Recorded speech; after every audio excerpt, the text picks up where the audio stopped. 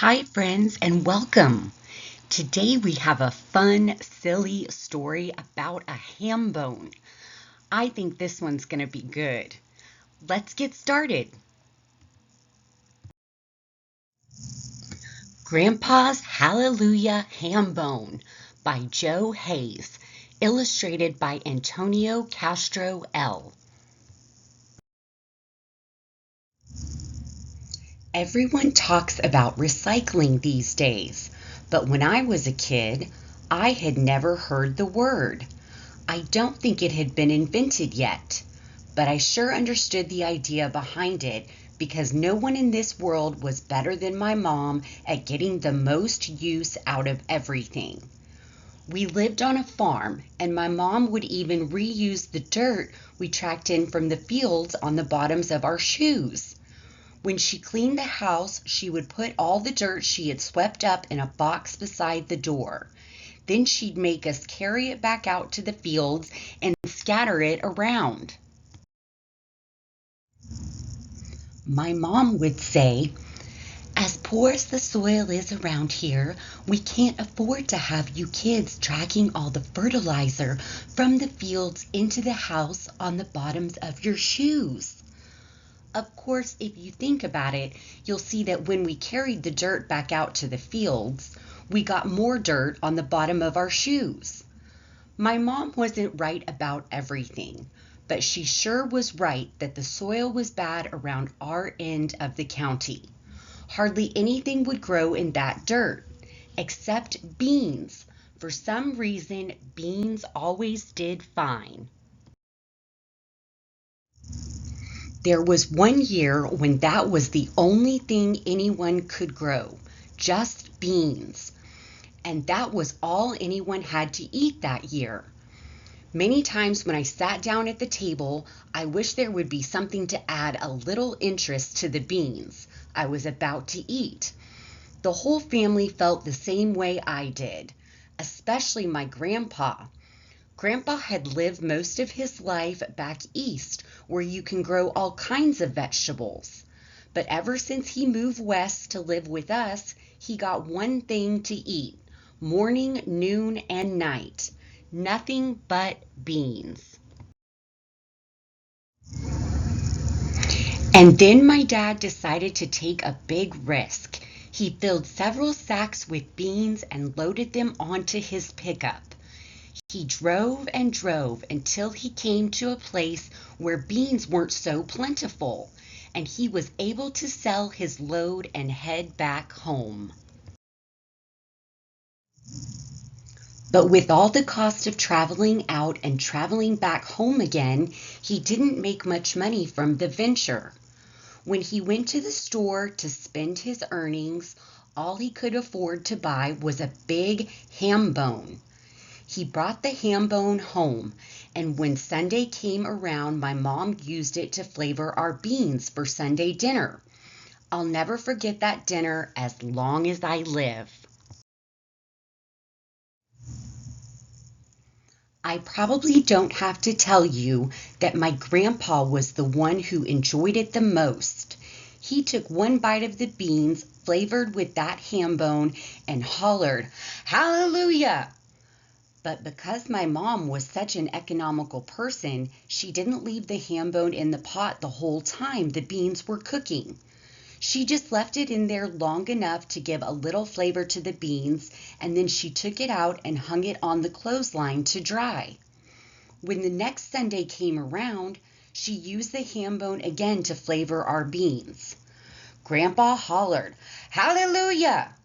My mom used the ham bone again the next Sunday, and the same the Sunday after that. And then somehow the neighbors found out about our ham bone. One day Mrs. Gillespie came by and asked if she could borrow our ham bone. Her oldest son was getting home from the army that day, and they wanted to have a nice meal ready for him when he got there. Of course my mom said yes, but she made Mrs. Gillespie promise she'd only leave it in the pot for a little while and then dry it out really well. It wasn't long before our Hambone would be gone 2 or 3 days out of every week. Every time some family was celebrating a special occasion, a birthday, a baptism, a wedding anniversary, they'd come by and borrow our Hambone. My grandpa would always manage to wrangle an invitation to dinner with whatever family was serving some flavored beans. And then one Saturday, Mrs. McIvy came by. Her daughter was going to get married, and she asked if she could borrow the Hambone to make a nice wedding supper. My mom said she could. Of course, Mrs. McIvy knew she should invite Grandpa to the wedding, so she did. "Hallelujah!" Grandpa hollered, and he hurried out back to the well to wash his face. Grandpa was leaning over and pulling the bucket out of the well when he felt a tickle in his nose. He sneezed, and his false teeth flew out of his mouth and fell into the well.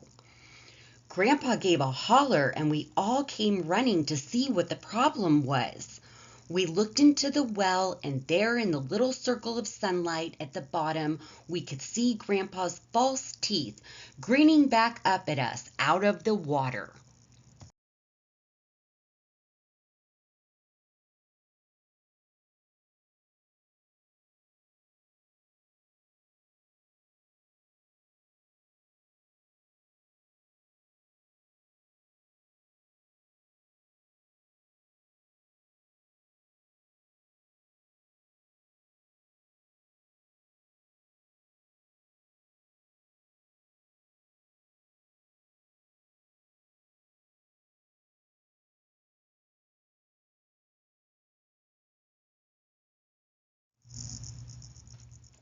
My brother tied the Hambone onto the end of a fishing line.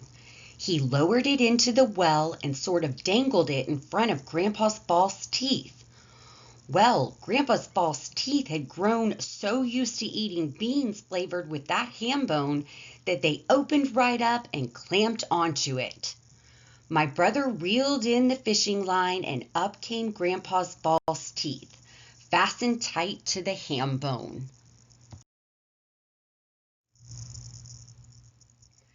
Everyone in the family hollered, "Hallelujah!" But the false teeth were fastened so tight that we had a terrible time trying to pry them loose. In the tug of war we were having with the false teeth, the fishing line snapped. That sudden jerk startled the false teeth. They loosened their grip on the Hambone, and the Hambone fell into the well.